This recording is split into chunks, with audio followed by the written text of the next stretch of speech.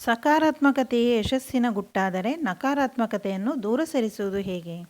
ದೇಹದ ಆರೋಗ್ಯ ಕೆಟ್ಟಾಗ ವೈದ್ಯರು ಹೇಳುವರಲ್ಲವೇ, ಕಾರು ಸ್ವಲ್ಪ ದೂರ ಮಾಡಿ ಇನ್ನು. ಅಂತೆಯೇ ಆರೋಗ್ಯಕರ ಜೀವನಕ್ಕಾಗಿ ನಾವು ನಕಾರಾತ್ಮಕತೆಯನ್ನು ದೂರ ಮಾಡಬೇಕು.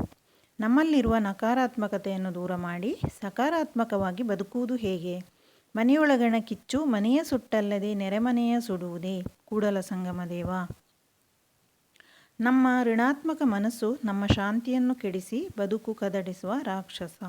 ಋಣಾತ್ಮಕತೆ ಎಂದರೇನು? ಯಾವುದು ಸಕಾರ ಅಲ್ಲವೋ ಅದು. ನಾವು ಜೀವನವನ್ನು ನೋಡುವ ರೀತಿ ನಮ್ಮಲ್ಲಿ ಉತ್ಸಾಹವನ್ನು ತರುವುದಿಲ್ಲ ಎಂದಾದರೆ ಅದು ನಕಾರಾತ್ಮಕತೆ. ನಾವು ಇನ್ನೊಬ್ಬರ ಜೀವನವನ್ನು ನೋಡಿ ಆಡುವ ರೀತಿ ಅವರಲ್ಲಿ ನಿರುತ್ಸಾಹವನ್ನು ತಂದರೆ ಅದು ನಕಾರಾತ್ಮಕತೆ. ಎಷ್ಟೋ ಜನ್ಮಗಳ ಪುಣ್ಯ ಫಲವಿದು ಮಾನವ ಜನ್ಮ. ದಾಸರೂ ಹೇಳಿದಂತೆ ಮಾನವ ಜನ್ಮ ದೊಡ್ಡದು, ಹಾಳು ಮಾಡಲು ಬೇಡಿರೋ ಹುಚ್ಚಪ್ಪಗಳಿರ. ಧನಾತ್ಮಕ ಚಿಂತನೆಗೆ ತಮ್ಮನ್ನೇ ಅರ್ಪಿಸಿದ ಪಾಂಡವರು, ನಕಾರಾತ್ಮಕ ದೃಷ್ಟಿಕೋನದ ಕೌರವರ ಬದುಕು ನಮಗೆ ಬಲು ದೊಡ್ಡ ಪಾಠ. ರಾಮನ ತೇಜೋಭರಿತ ವ್ಯಕ್ತಿತ್ವಕ್ಕೆ ಮನಸೋತ ವಿಭೀಷಣ. ಸಕಾರಾತ್ಮಕ ಚಿಂತನೆ ಎನ್ನುವುದು ನಕಾರಾತ್ಮಕತೆಯ ನರಕದಲ್ಲಿದ್ದರೂ ಸಾಧ್ಯ ಎನ್ನುವುದಕ್ಕೆ ಉದಾಹರಣೆ.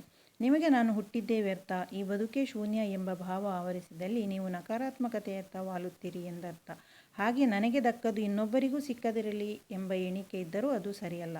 ಇನ್ನು ಮುಂದೆ ಈ ಥರದ ಯೋಚನೆಗಳು ಬಾರದಂತೆ ನೋಡಿಕೊಳ್ಳಿ. ಯಾಕೆಂದರೆ ನಕಾರಾತ್ಮಕ ಯೋಚನೆ ನಮ್ಮನ್ನು ಸುಡುವ ಕಿಚ್ಚು.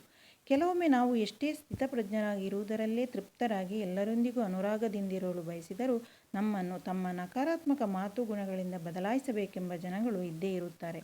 ಒಂದು ಸಣ್ಣ ಕತೆ ಕೇಳಿ. ಬುದ್ಧದೇವನನ್ನು ಹೇಗಾದರೂ ಸಿಟ್ಟು ಬರಿಸಬೇಕೆಂದು, ಆತನ ತಾಳ್ಮೆ ಕೆಡಿಸಬೇಕೆಂದು ಅಂತ ಒಂದು ದಿನ ಬುದ್ಧದೇವನ ದಾರಿಗಡ್ಡವಾಗಿ ಬಂದು, ಹೇ ನೀನೊಬ್ಬ ಅಯೋಗ್ಯ ಎಂದು ಬೈದ.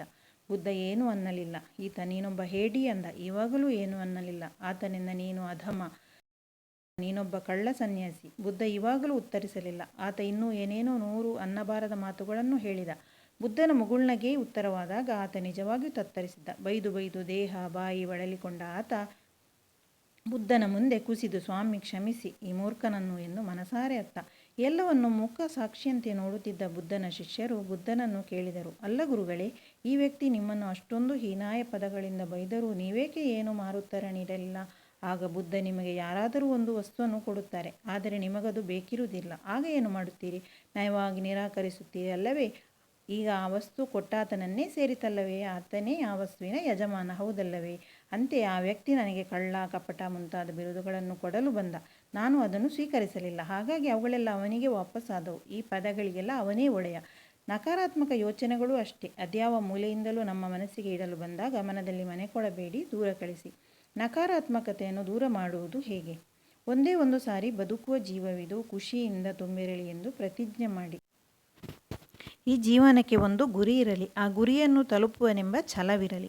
ನಿಮ್ಮ ಇಡೀ ದಿನವನ್ನು ವಿನ್ಯಾಸಗೊಳಿಸಿ, ಪ್ರತಿ ನಿಮಿಷದ ಕಾರ್ಯವನ್ನು ಮುಂಚಿತವಾಗಿ ನಿರ್ಧರಿಸಿ, ಹಿಡಿದ ಕೆಲಸವನ್ನು ಪೂರ್ಣಗೊಳಿಸಿ. ಹಾಗೆಯೇ ಕರ್ಮಣ್ಯೇವ ಅಧಿಕಾರಸ್ಥೆ ಮಾ ಫಲೇಷು ಕದಾಚನ.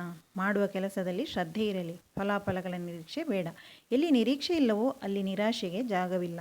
ದುಷ್ಟರಿಂದ ದೂರವಿರಿ. ಈ ಯುಗದ ದುಷ್ಟರೆಂದರೆ ನಕಾರಾತ್ಮಕ ವ್ಯಕ್ತಿತ್ವದವರು. ಯಾವ ವ್ಯಕ್ತಿಯಿಂದ ನಿಮಗೆ ನಿರಂತರವಾಗಿ ಕಿರಿಕಿರಿ, ದ್ವೇಷ, ಅಶಾಂತಿ, ನೋವು, ಅವಮಾನಗಳೇ ಆಗುತ್ತಿವೆಯೋ ಅವರು ಅದೆಷ್ಟೋ ಹತ್ತಿರದ ಬಂಧುಗಳಾದರೂ ಸ್ನೇಹಿತರಾದರೂ ಅವರಿಂದ ದೂರ ಇರಿ.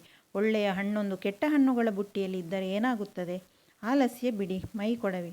ಇದು ಅತಿ ಭಯಂಕರವಾದ ನಕಾರಾತ್ಮಕತೆ. ಬೇರೆಯವರಿಗೂ ಪ್ರಯೋಜನಕ್ಕಿಲ್ಲದ, ಕೊನೆಗೆ ತಮಗೆ ತಾವೇ ಉಪಕಾರ ಮಾಡಲಾಗದ ಕೂಪಕ್ಕೆ ತಳ್ಳುವುದು ಈ ಆಲಸ್ಯ. ಈ ವ್ಯೂಹದಿಂದ ಹೊರಬನ್ನಿ. ನಂಬಿಕೆ ಇರಲಿ. ನಂಬಿಕೆಟ್ಟವರಿಲ್ಲವೋ? ನೆನಪಿರಲಿ, ಕೇವಲ ನಂಬಿಕೆ ಇರಲಿ, ಅಂಧ ನಂಬಿಕೆಯಲ್ಲ. ನಿಮಗೆ ನಿಮ್ಮ ಮೇಲೆ ಇರುವ ನಂಬಿಕೆ, ನೀವು ನಂಬಿರುವ ಆ ಶಕ್ತಿಯ ಮೇಲೆ ನಿಮ್ಮ ನಂಬಿಕೆ ಅಚಲವಾಗಿರಲಿ. ಸಹಿಷ್ಣುತೆ ಇರಲಿ. ಎಲ್ಲವೂ ನನ್ನ ಮುಗಿನ ನೇರಕ್ಕೆ ಆಗಬೇಕೆಂಬ ಭಾವ ತೊರೆದು ಇನ್ನೊಬ್ಬರ ದೃಷ್ಟಿಯಿಂದ ಸಂದರ್ಭವನ್ನು ಅರಿಯುವ ಪ್ರಯತ್ನ ಮಾಡಿ. ಸಕಲ ಜೀವರಾಶಿಗಳಲ್ಲಿ ದಯೆ ಇರಲಿ. ಜ್ಞಾನವಂತರಾಗಿ ಸದಾ ಎಚ್ಚರಿಕೆಯಿಂದಿರಿ. ಆರೋಗ್ಯಯುತ ಆಹಾರ ಮತ್ತು ಯೋಗ. ಸ್ವಾಮಿ ವಿವೇಕಾನಂದರ ಮಾತು ತಿಂದೆ, sound mind in a sound body. ದೇಹ ಆರೋಗ್ಯಕರವಾಗಿದ್ದರೆ ಮನಸ್ಸು ದೃಢವಾಗಿರುತ್ತದೆ. ಉತ್ತಮ ಆಹಾರದೊಂದಿಗೆ ನಿರಂತರ ಯೋಗ ದೇಹ ಮತ್ತು ಮನಸ್ಸನ್ನು ಸಮತೋಲನದಲ್ಲಿಡಲು ಸಹಕಾರಿ. ಸರ್ವೇ ಜನ ಸುಖಿನೋ ಭವಂತು. ನಾ ಎಲ್ಲರಿಗಾಗಿ, ಎಲ್ಲರೂ ನನಗಾಗಿ. ಈ ಭಾವವೇ ವಸುದೈವ ಕುಟುಂಬಿಕಂ. ಪ್ರತಿ ವಿಚಾರದಲ್ಲೂ ಎಲ್ಲರಿಗೂ ಒಳ್ಳೆಯದಾಗಲಿ ಎಂಬ ಭಾವವಿರಲಿ. ಇನ್ನೊಬ್ಬರ ಅಭಿವೃದ್ಧಿ ಕಂಡು ಸಂತಸ ಪಟ್ಟಲ್ಲಿ ಮನವೆಷ್ಟು ಹಗುರ. ಇವತ್ತಿನ ಮಾಹಿತಿಯು ಇಷ್ಟವಾದರೆ ಪ್ಲೀಸ್ ಲೈಕ್, ಶೇರ್ ಮತ್ತು ಸಬ್ಸ್ಕ್ರೈಬ್ ಮಾಡಿ.